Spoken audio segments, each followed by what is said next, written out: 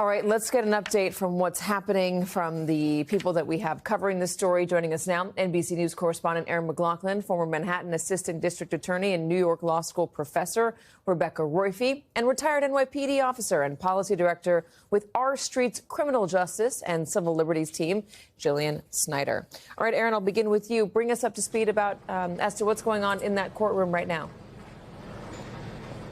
Hey, Katie, what we understand from an NBC producer inside the courtroom writing notes in real time that the hearing is now underway, having begun moments ago. Our Adam Reese, NBC producer, writing that Mangione entered wearing tan slacks, a white shirt under a black V-neck sweater, and looks clean cut.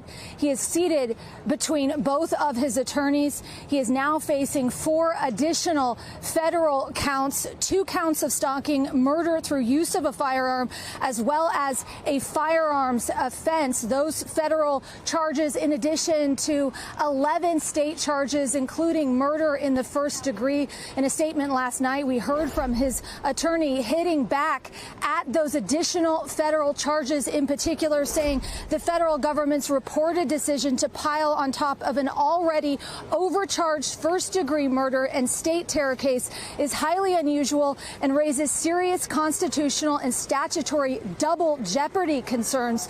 We are ready to fight these charges in whatever court they are brought. Again, that hearing is now underway. It's a federal hearing. It's unclear when he'll be arraigned on those state charges. All right, Katie. let's get into that. Rebecca, it was surprising to find out that the feds wanted to charge him as well. The charges in the state case were pretty serious. Second-degree murder here in New York, which carries a maximum of lifetime in prison, but also first-degree murder, which has a terrorism element attached to it. Why would the feds want to get involved?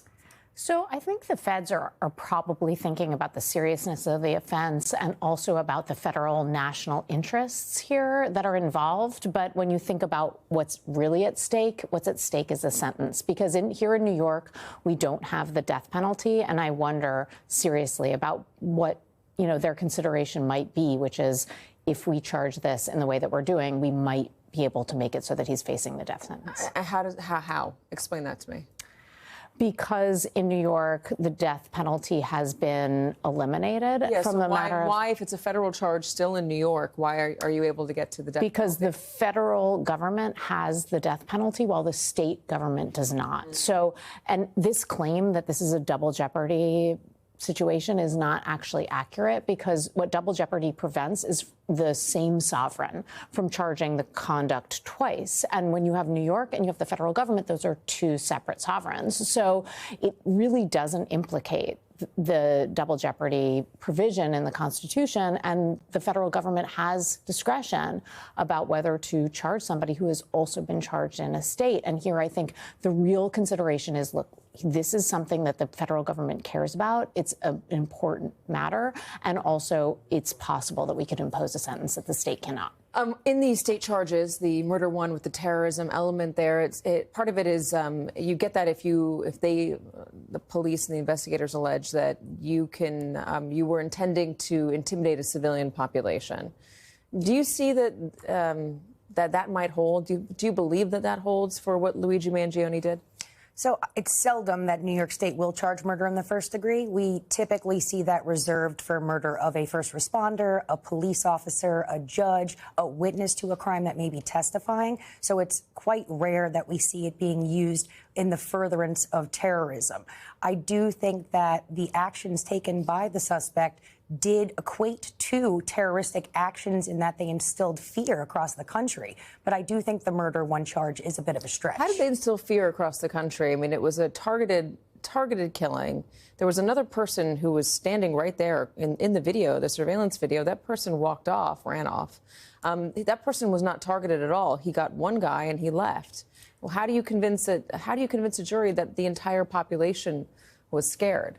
I think the manhunt itself, it was on the news all day, every outlet was covering it. And when you see that type of premeditation, that type of counter surveillance, that type of targeting, that does scare people. One of the parallels that people are making are a case related to gang violence in New York, where terrorism charges were brought, but they were ultimately dismissed because the judge found that it didn't really apply. That the law was not was too tailored, too narrow to apply to gang members who were shooting people on the street in the city of New York. That is terrifying to know that there's a gang out there. Right.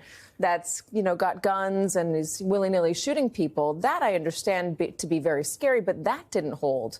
So is this one going to hold? I don't know, but I think part of the ambiguity in the law, which the prosecutors understand, is who does it mean by civilians, by a group of civilians? So if it means like everybody, then I think it's a stretch, because I think it's a little bit hard to say that the general population was afraid. But I do think like the population of CEOs in, these companies that are controversial could have been afraid and probably were afraid at this moment. And so if that can count as the community, then I think it could instill fear. The question is, what does that statute mean when it says the population or it says civilians? Does it include this sort of smaller group of CEOs who, I think it would be reasonable to be afraid that there would be targeted copycat or by this person or by an organized group against them. But don't you have to prove intent there as well? Do you think it was his intention? They have to prove that it was his intention to intimidate and scare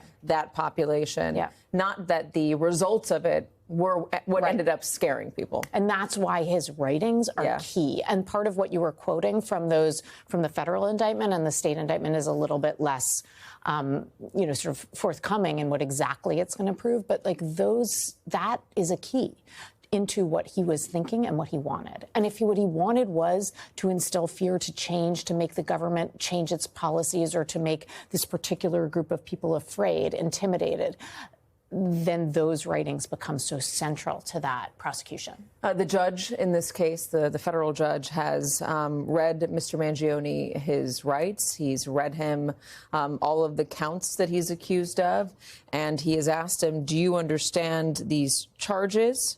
Do you understand what you are accused of? Mr. Mangione says yes. The next hearing will be in 14 days. He is going to remain in custody, no surprise there, unless he is indicted. He's already been indicted, so what does that mean? Maybe indicted federally? January 18th, it says, is the next hearing, but that's a Saturday, so we might be getting these details might be clarified, and we're reading off an updated document that is happening in real time. So there's going to be some clarity here. The government is arguing for detention. Also, no surprise, this is not somebody who would ever be released on bail. No circumstance. Does it annoy state prosecutors now that the feds have gotten involved? I don't think it annoys them. Well, what does it complicate their case? It complicates it. That's exactly right. It complicates their case because there are now these two parallel proceedings going forward, and there's a question about the order and which one he faces first and how they proceed, and that's something that has to be negotiated, and I think that's complicated. But I think that usually prosecutors in these two different offices, especially the Southern District of New York and Manhattan, are used to working together and working that out. And I agree. Yes, because I've had so many cases in the Bronx where we were trying someone at the state level because, say, we apprehended someone with a firearm and they had previous firearm arrests. The federal government would also step in and do a parallel trial on them. So we would be doing it concurrently. What did you think of the way that he was brought in by helicopter, flown here from Pennsylvania, not driven, then by helicopter? It was quite a spectacle. I haven't seen a perp walk, if you will, like that, of that nature with the spectacle surrounding it since Dominique Strauss-Kahn here in New York. I think that I kind of expected them to fly him because just the driving could have caused an issue. It was a several-hour drive. You were going from one state to another. You'd have to have both federal, state, and then local municipal agencies. And also there's a concern because he has a growing fan base. And I think that was something taken into consideration. How do the police deal with that going forward? Because as we understand it, there are protesters outside of the courtroom protesting his detention, protesting these charges against him. He is seen by some now as something of a folk hero, people who are so angry at the system, so angry specifically at healthcare companies for the way that they believe they're treated, that they're propping up Luigi Mangione as somebody who was a vigilante in their minds who did the right thing. So, I'm not agreeing with any of that. I'm just saying that's what's happening out there. I have seen so many memes on social media, like Louis Mangione was with me in Miami. He was with me in Vegas. People who are stepping up and they are saying that he's a savior for them. But I think that right now we're not going to see him in the public eye. He's going to be held in detention until he faces his state. He's already been indicted at the state level. He'll have to get formally arraigned, so he will have to be transported for that. But other than that, until that next federal hearing, I don't expect to see much of him. And I think it's really disturbing. I mean, we just need to pause and say how disturbing that is. I mean, it's not. You can have sympathy for certain kinds of defendants, but it's like because of the person that this person killed, that they are a murderer. If alleged, but they are an alleged murderer, and this CEO may have done whatever he did in his life, but he was a father of 2 children, and he's a human being, and that this is somebody who's accused of murder.